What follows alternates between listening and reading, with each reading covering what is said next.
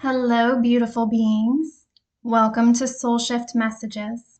If you found your way here, trust there's something in this message for you. Understand this space is about growth, truth, and transformation. We don't bypass here, we don't sugarcoat, and not every message will feel comfortable, but it will be honest. I speak in flow, and sometimes that includes cussing. It's just part of how the messages come through. Take what resonates, leave what doesn't, and trust your own discernment above all else. Take a deep breath, and let's begin. If you are new here, please know at this time I create weekly content in 3 parts. Part 1 focuses on what needs to be revealed. Part 2 focuses on what needs to be understood. And part 3 focuses on what needs to be done. What action do we need to take to embody what we happen to be discussing in that week's topic?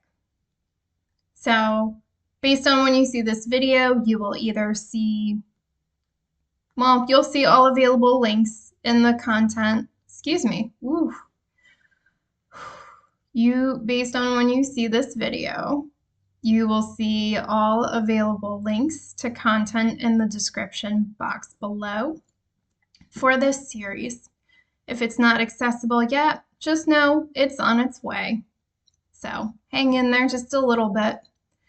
I say all of that to say this is going to be part 1 for this week's series, and this week's topic is control. I'm calling this message the nature of control. And I'm not going to lie, babies, there's a lot to unpack, so let's go ahead and dive right in. Control is not simply about power, authority, or making things happen. It is a response to something much deeper. Every act of control is driven by an underlying belief, fear, hope, or desire. The real question is never whether someone is controlling. The real question is what they believe control will accomplish for them. At its healthiest, control is an expression of responsibility. At its most destructive, it is an attempt to escape uncertainty. And babies, they're just saying there is no actual way to escape uncertainty. The difference between these two forms is not always obvious because they often begin in exactly the same place. Control begins as care. Healthy control begins as care. It wants to protect, nurture, and teach. It wants to preserve what is valuable. It wants to create stability so that growth can occur. I don't know why they got my nose itchy when I start these messages now. Don't itch before I start the video. Healthy control is patient. It understands that meaningful growth takes time and cannot be rushed. It creates conditions where people, relationships, ideas, and projects can naturally develop. It does not force growth. It supports growth. Healthy control also leaves room for curiosity, exploration, flexibility, and surprise. Babies, I'm here whether you like it or not. Leaving room for surprise in your life is important. Not all surprise is bad. Sometimes surprise is surprise. They want me to remind you, if you didn't watch a video I did in the past, one of the things I invite for my team to do every day is to surprise me in the most beautiful ways possible. And then I just stay open to receiving that, however it might want to come through. And babies, I just feel like some of you need to throw that invitation out into the universe, the cosmos, whatever you believe in, as well. Shit, babies, have some fun. And I mean that with love. Have some fun with that. See what happens. All right? Set your intentions, though. Surprise me in the most beautiful ways possible. Set your intentions with that. All right? It understands that life cannot be perfectly planned and that unexpected developments are not always problems. They are often opportunities. Rather than trying to eliminate uncertainty, healthy control learns to work with it. Its purpose is stewardship rather than ownership. Stewardship and ownership are not the same. There is an important difference between caring for something and believing it belongs to you. Stewardship says, I am responsible for caring for this. Ownership says this exists for me to control. A steward protects without possessing, teaches without creating dependence, leads without demanding submission, supports without removing another person's freedom. Ownership gradually changes these same actions. Protection becomes possession. Leadership becomes domination. Teaching becomes dogma. Guidance becomes interference. Care becomes management. Management becomes surveillance. The actions may look similar from the outside, but they produce completely different results. The defining question is simple. Does the other person become more capable and more independent over time, or more dependent and less confident?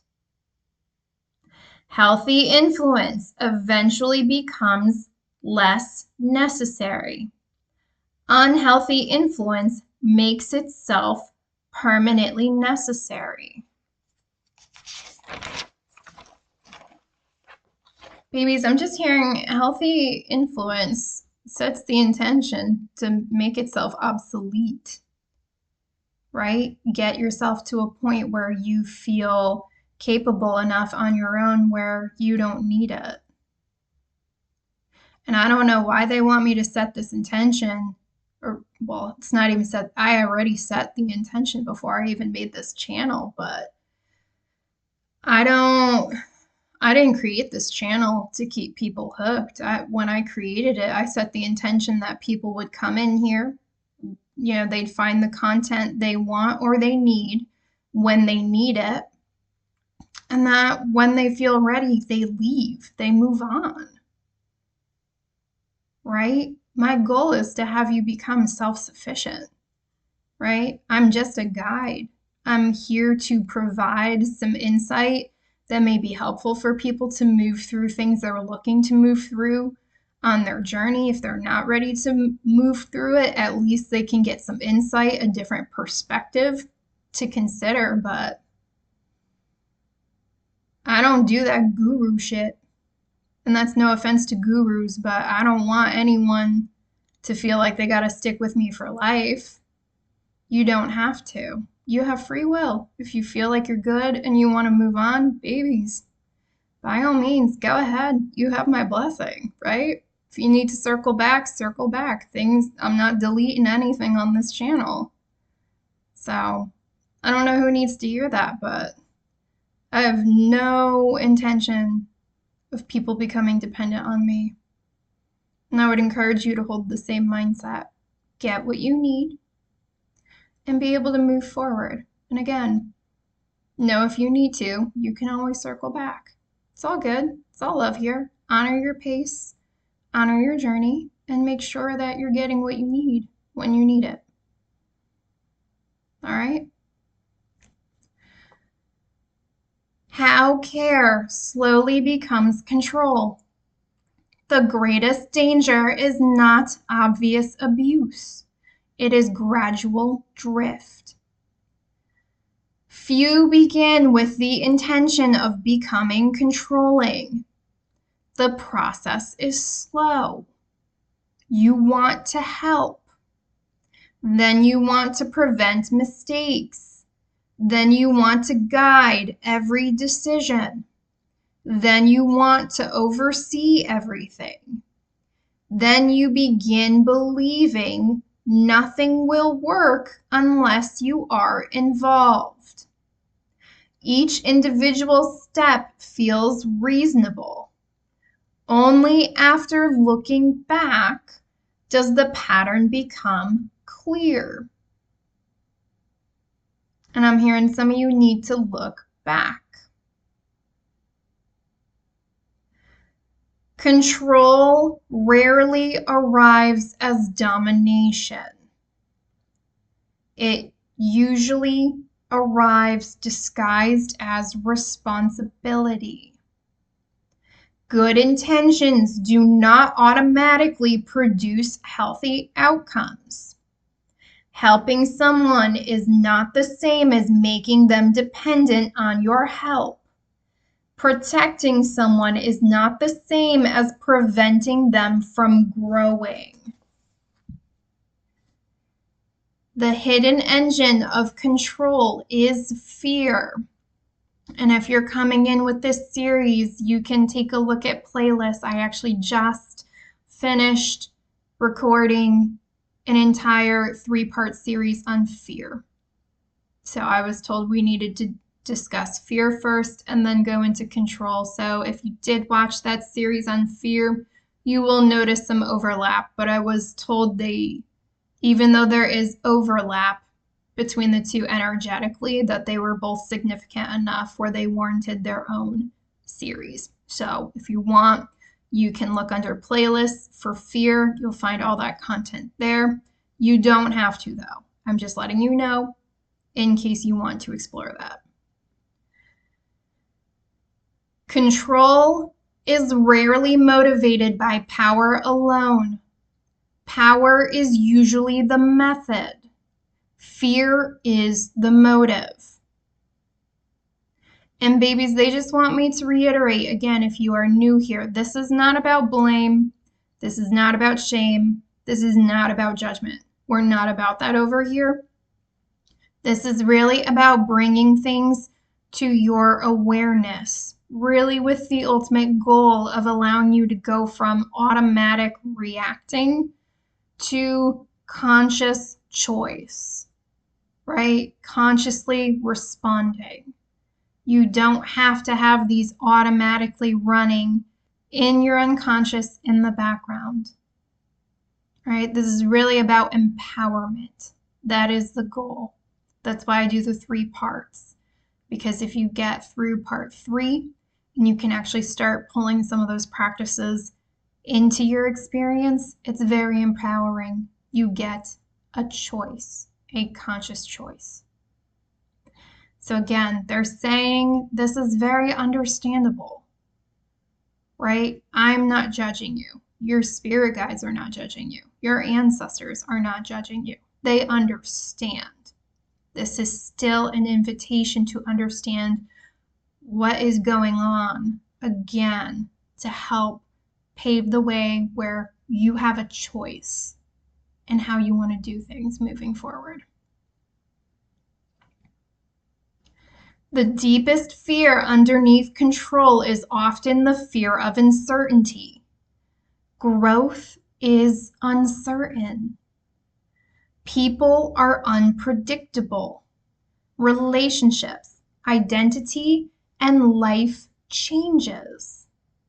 When uncertainty begins to feel dangerous instead of natural, control becomes increasingly attractive. The goal slowly shifts from guiding life to eliminating unpredictability altogether. This is where control changes into obsession. And I want you to be mindful of that. They want me to say it again. The goal slowly shifts from guiding life to eliminating unpredictability altogether. This is where control changes into obsession. And they want you to be careful, babies, because you cannot possibly eliminate unpredictability from this experience. All right, if you've watched past series with me, you will know this is a repeating message that has been showing up for weeks on end. Why? Because this absolutely needs to be driven home. They're saying the quicker you can accept that and get your mind to actually open up to the fact that uncertainty is, frankly, the only certainty you're going to really find in this experience, you can really start to unravel some limiting beliefs. That's your empowerment. Let's get it. The search for certainty. The movement often follows a predictable pattern. First, you want to understand. Then you want to understand more. Eventually, you believe you must understand everything before you can feel safe. Knowledge becomes a substitute for trust. Planning becomes a substitute for acceptance. Preparation becomes a substitute for confidence. The belief becomes, if I know enough, if I prepare enough, if I think long enough, then nothing bad can happen. But this promise can never be fulfilled. Reality always contains unknowns. Complete certainty does not exist. Trying to eliminate uncertainty usually creates more fear instead of less. The more someone attempts to control uncertainty, the more threatening uncertainty appears. Eventually, fear, not wisdom, begins making decisions. And again, babies, this is about recognizing when fear is actually driving your decisions and making the decision to actually take it out of the driver's seat. Because I'm just hearing it doesn't belong there. It never did. And this is your opportunity to, again, reposition that, restore it where it actually belongs. Knowledge is meant to serve wisdom.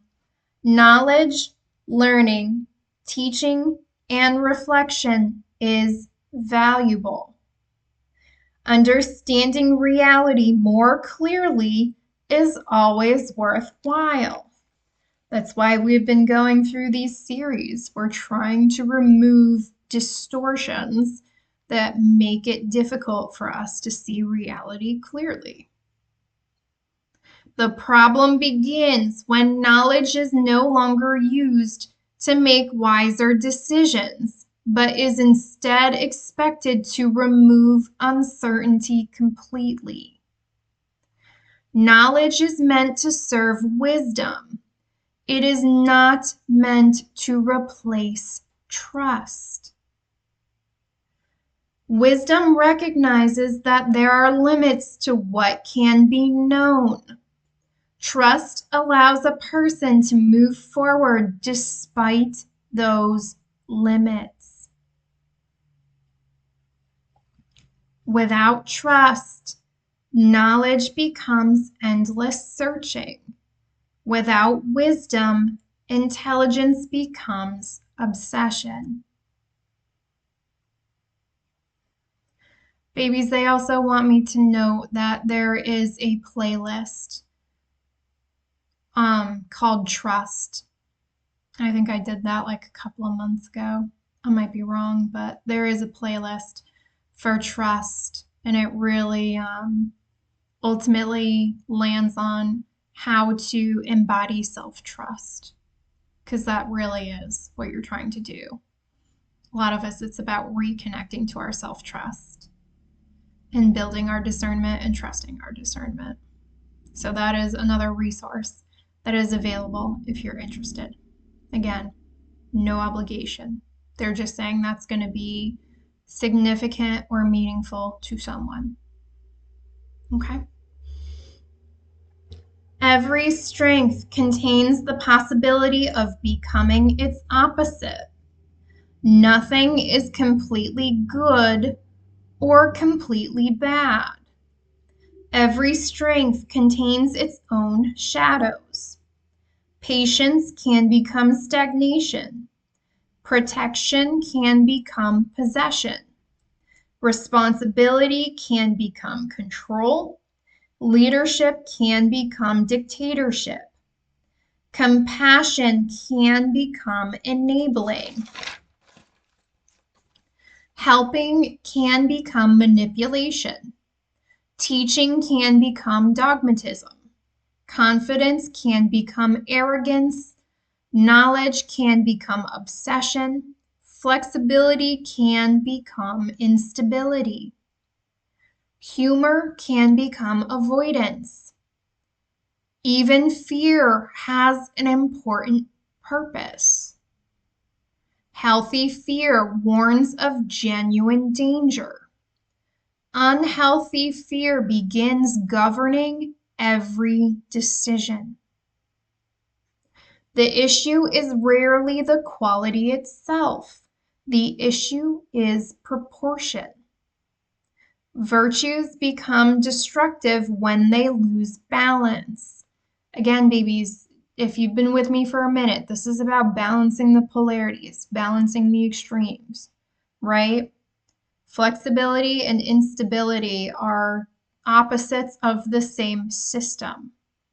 If you balance them out and you bring them to neutral, you can more consciously choose where you want to end up on that scale and how long you want to stay there instead of swinging back and forth between the extremes. All right? Balance. You're going to hear that a lot if you're over here. Kudos to the people who've already been hearing that for a while and are sticking with that, or at least tolerating it. I appreciate you. Control changes relationships. Most questions about control are questions about relationships. How much responsibility should one person have for another? When does guidance become interference? When does protection become restriction? When does leadership become ownership? When does love become possession?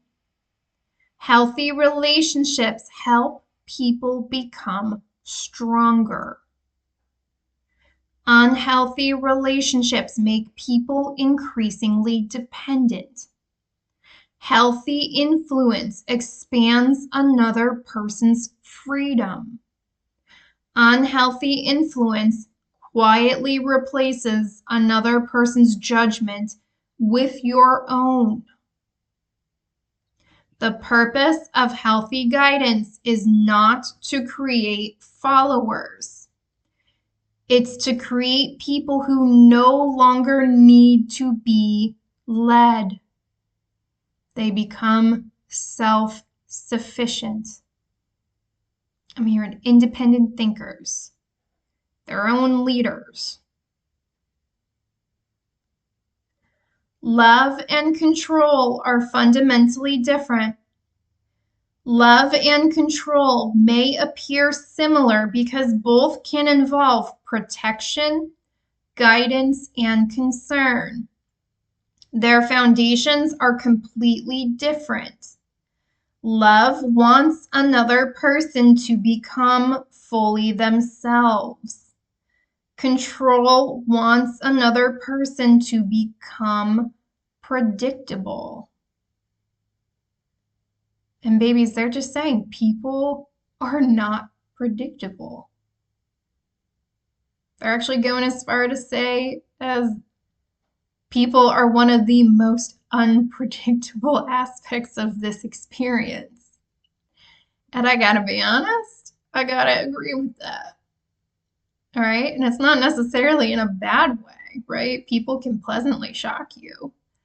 But let's be honest, that's not always the case. All right. There is a call to reassess your expectations. Really take a look at that. I'm just hearing, are they actually based in reality?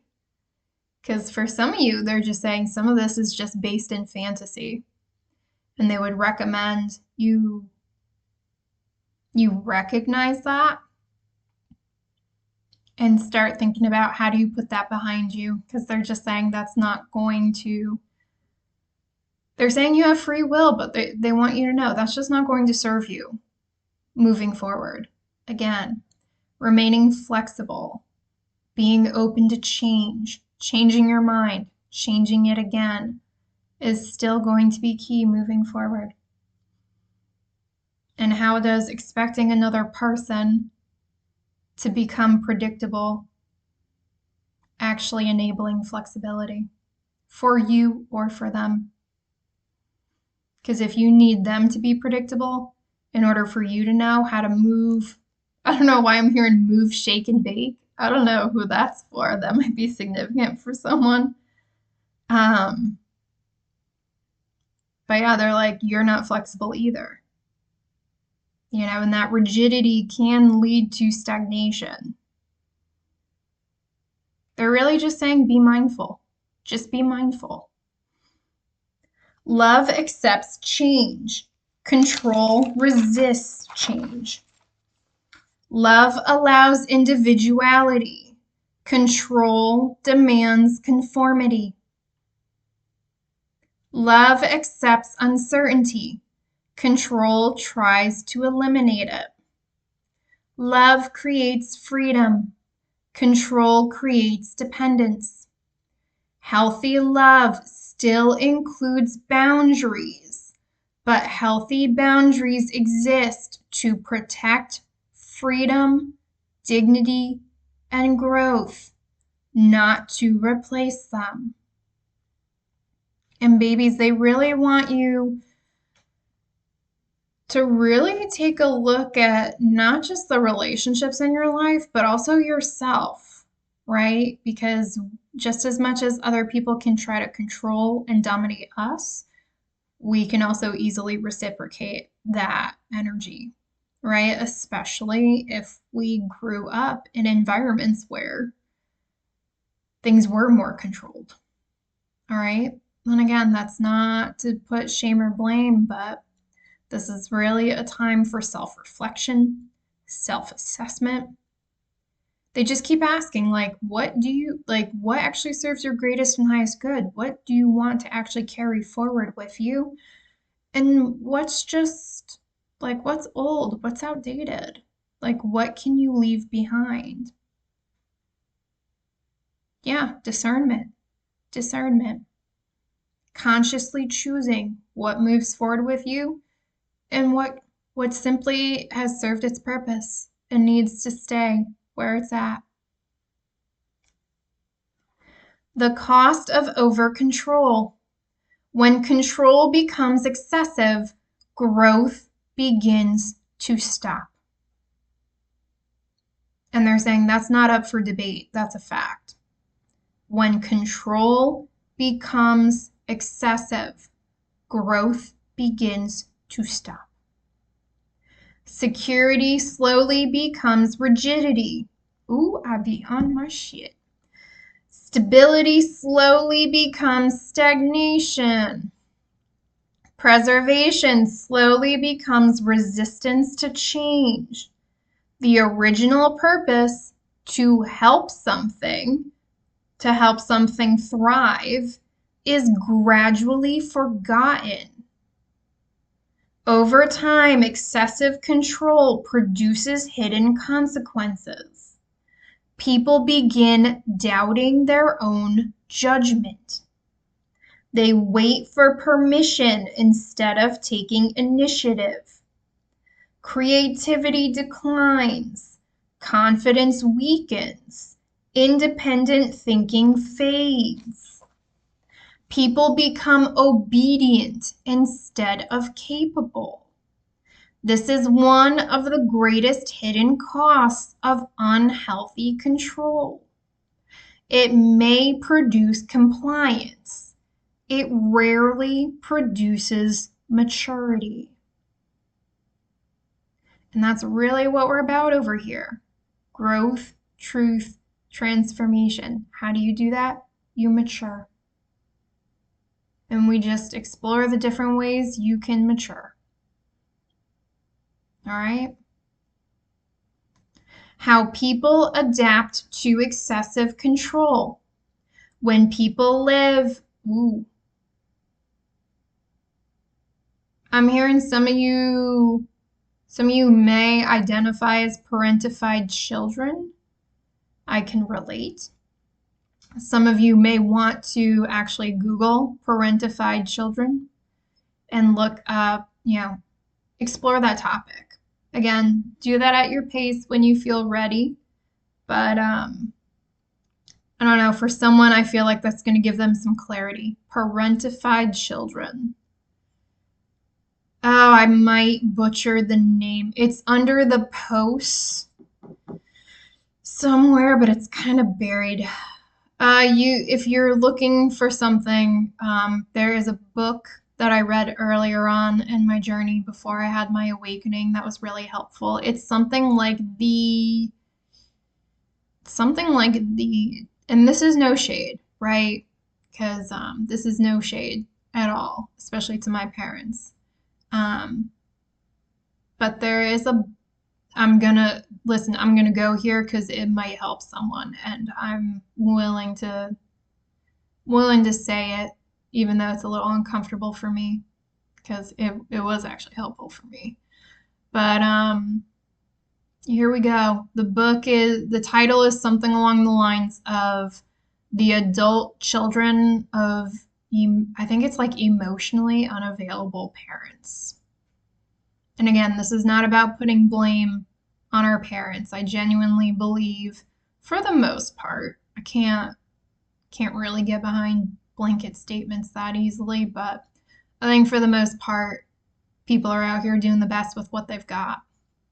But it does have some really good information that may help you, give you some insight to help you understand certain things. I forget who the author is, but and that may not be the full title, but again, it's something along the lines of The Adult Children of Emotionally Unavailable Parents. Yeah, it's something like that. If you're interested, you can Google that. I also don't know why they want me to reiterate this. I put this in the post as well. You can tend to pretty easily find that book for free in a library, assuming you can get to a library. You don't necessarily have to buy it. But I don't know if someone's not aware of this. They keep saying interlibrary book loan. You can do that too. I use that shit all the time with my library. So like if your library doesn't have it, but a local one does, you can just request it and they'll send it to your library. All right, I'm gonna leave that there.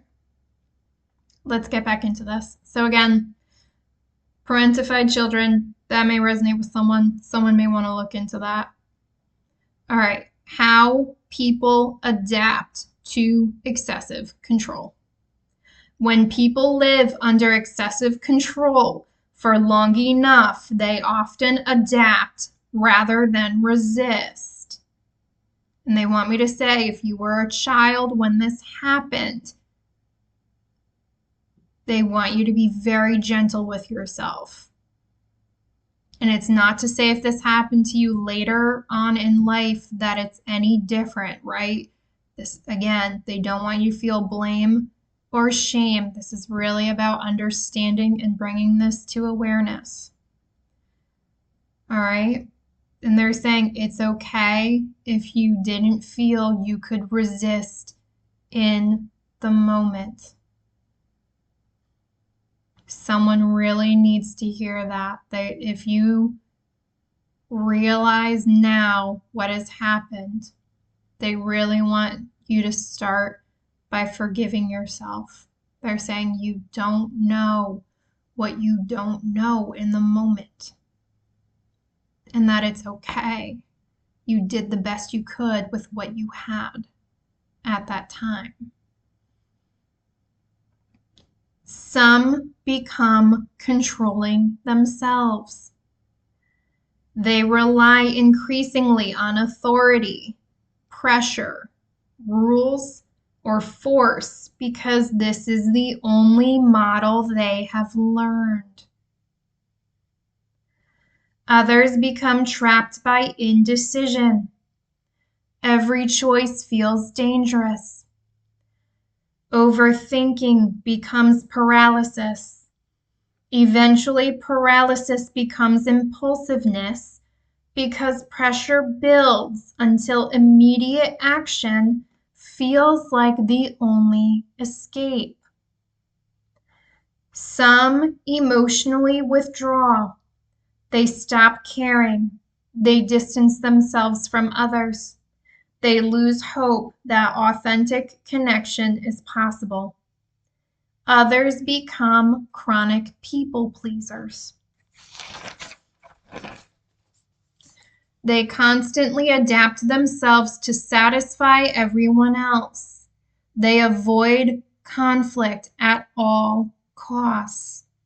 They suppress their own identity in exchange for safety. Although these reactions appear different, they all attempt to solve the same problem. Each is an attempt to create safety. Domination seeks safety through power. Withdrawal seeks safety through distance. People-pleasing seeks safety through approval. Perfectionism seeks safety through flawlessness. Possessiveness seeks safety through ownership.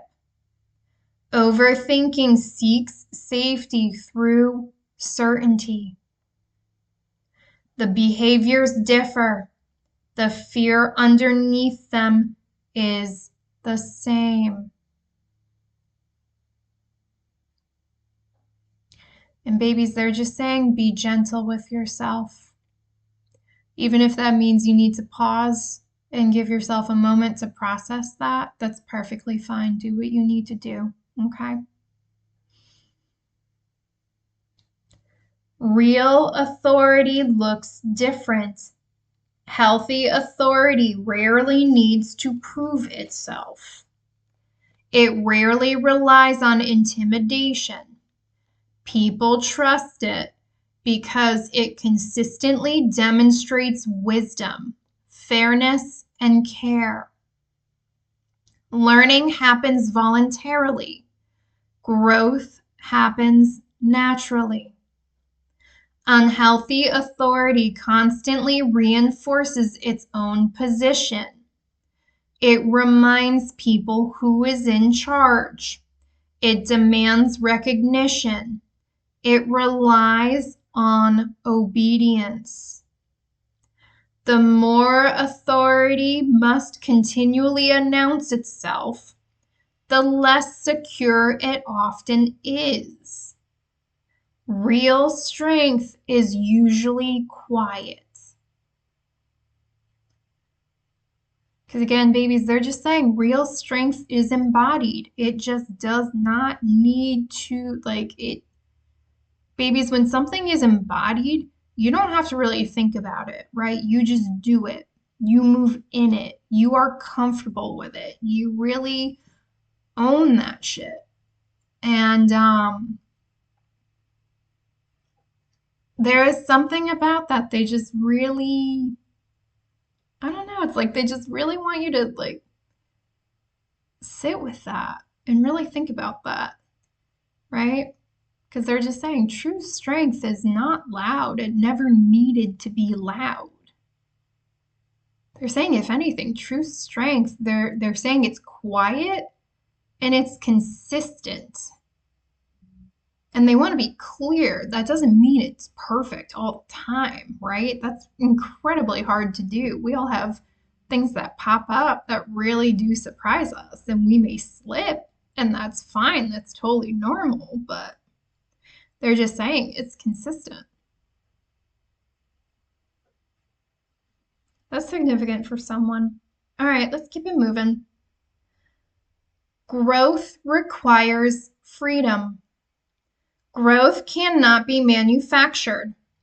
It cannot be forced into existence. It requires time, mistakes, experimentation, failure, recovery, revision. Living things develop through imperfect processes. Trying to eliminate every mistake often eliminates learning itself. Trying to eliminate every risk often eliminates growth. Trying to eliminate every uncertainty often eliminates creativity. Life, people, relationships change by nature. It's just part of the process. Trying to stop change creates suffering because change is not a problem to solve. It is one of life's basic realities. Healthy control works with change rather than fighting it.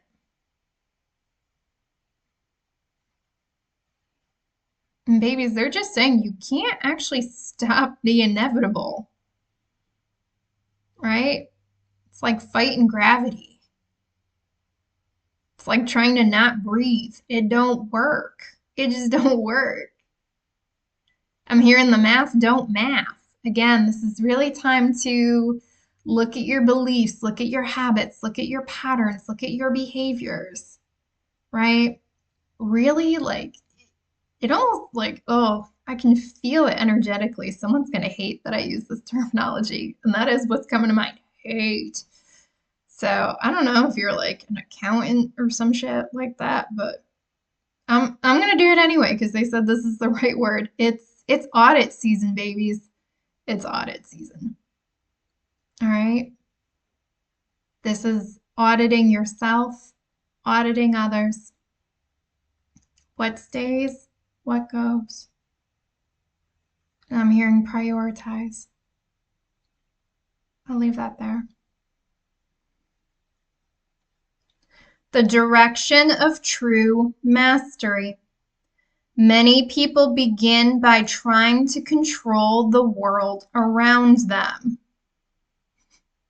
They're cheeky. They just said good luck with that.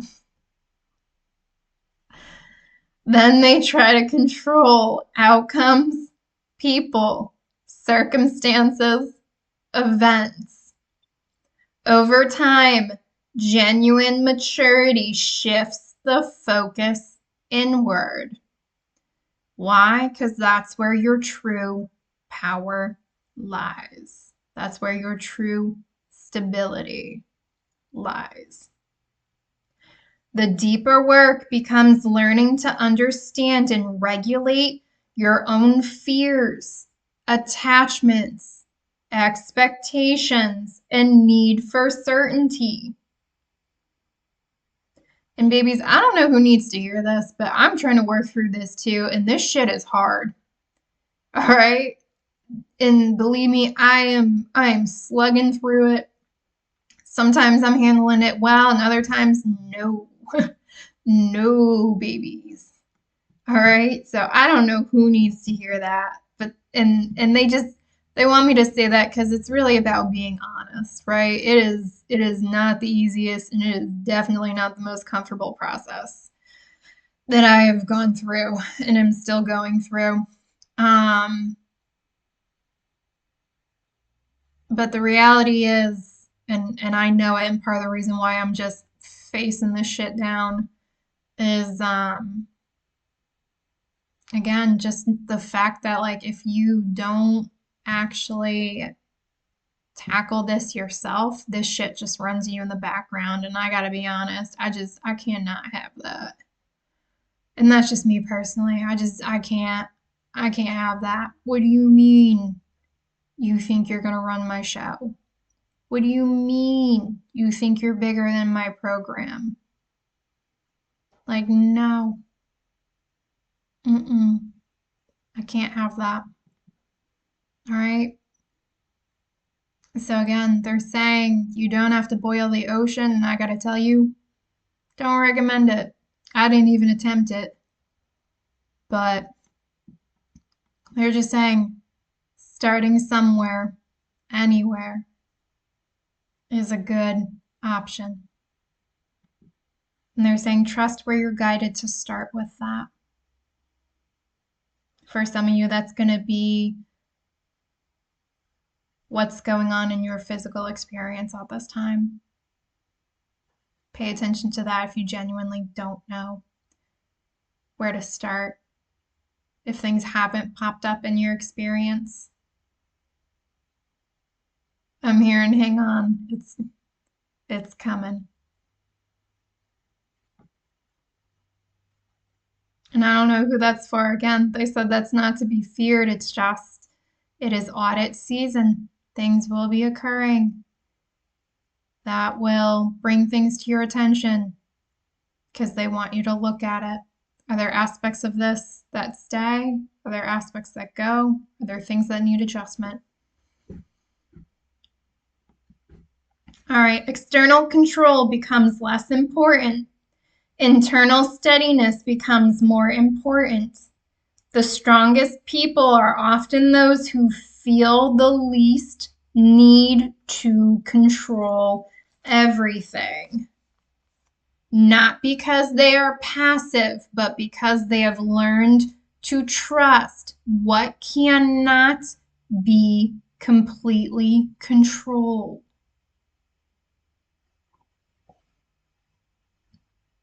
The measure of healthy influence. The success of influence should not be measured by obedience. It should be measured by what it produces in others. Healthy influence leaves people more capable, confident, thoughtful, resilient, independent, compassionate, and better able to guide themselves. Unhealthy influence leaves people more dependent, fearful, hesitant, obedient, and less trusting of their own judgment, less willing to take healthy risks, less able to function without external direction. Healthy influence steadily makes itself less necessary. Unhealthy influence works to remain indispensable. Babies, this saying may be significant. I'm hearing some of you have already been having this pop up in your head while I've been going through this topic. Good for you. But they're just saying if you have the opportunity to give a person a fish versus giving them the opportunity to learn to fish, teach them how to fish. Teach them how to fish. All right? You can stick around and make sure they catch that first fish so that they're good for today, but teach them to fish. Okay? I don't know why, but it feels like fish may be significant. That can go a whole bunch of directions. But yeah, something about fish may be significant for someone. I don't know. I work here. That's just what I felt. So, the deepest misunderstanding. The greatest misunderstanding about control is believing that enough knowledge, preparation, planning, vigilance, or authority can remove uncertainty from life. It cannot. No amount of control can make life completely predictable. No amount of knowledge can answer every question. No amount of planning can prevent every loss. Trying to achieve complete certainty usually creates more anxiety rather than less. Peace is not found by eliminating uncertainty. Peace is found by learning to live wisely within it. The central cycle. This entire message describes a repeating pattern. Care naturally becomes influence. Influence can slowly become control. Control often becomes the pursuit of certainty. The pursuit of certainty gradually becomes fear. Fear encourages domination, rigidity, perfectionism, or excessive oversight. Ooh, I'm about to lose my voice.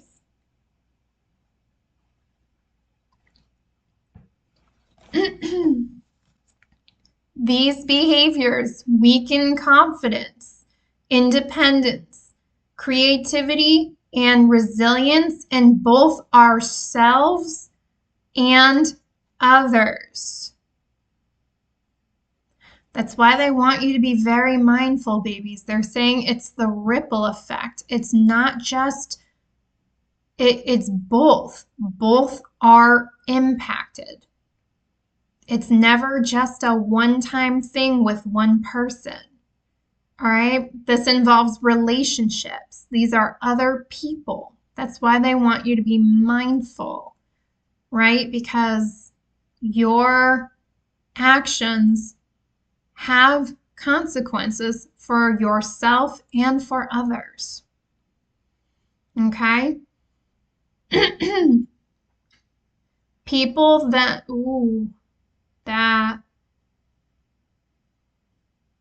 baby, some of you are really starting to understand how hurt people. And some of you are recognizing that you have the option to choose a different path. And if you feel like you're at that crossroads, I am hearing clear as day, you are exactly where you are meant to be with that. And they want you to take your time and that you don't need to rush with that. But yeah, some of you are really starting to see how hurt people just hurt other people. Some of you, I'm hearing cycle breaker. Some of you are thinking about becoming the cycle breaker for that. But some of you don't want that title. And they're saying you don't have to take that label if you don't want to. They're being cheeky again. They said we got labels for everything. We got labels for our labels, and they're not wrong. Sometimes I get really annoyed with that down here. Like, why do we have to constantly categorize everything? I don't know. I don't get it, but it is a thing down here. And again, they're like, you don't have to take on the label. If it's something you want to pursue, you can just do it. Take the action. Right? They're like, you don't even have to tell people that's what you're going to do. You literally can just start moving differently. All right? That is Significant for someone.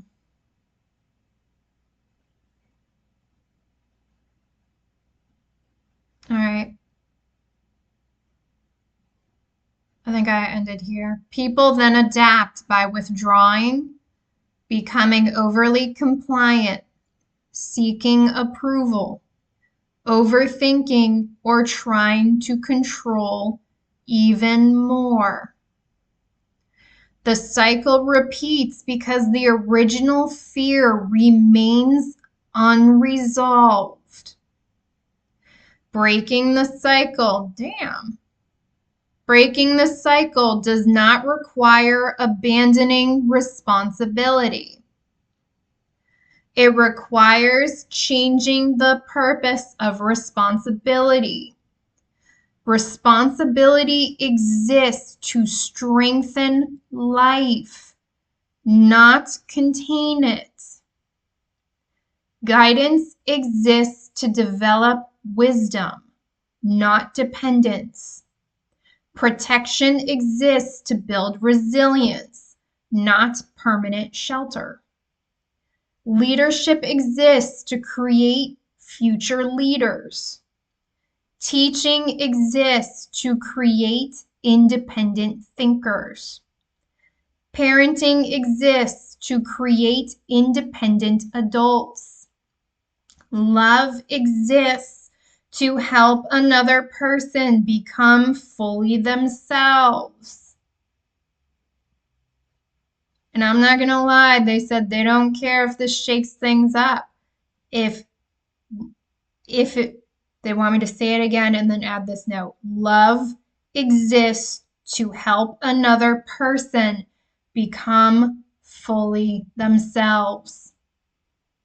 And they said, if that is not your objective, it is not love. It is not love. And if that is, again, if that is not your goal, then it will never be love. That was changing people into what you want or need them to be.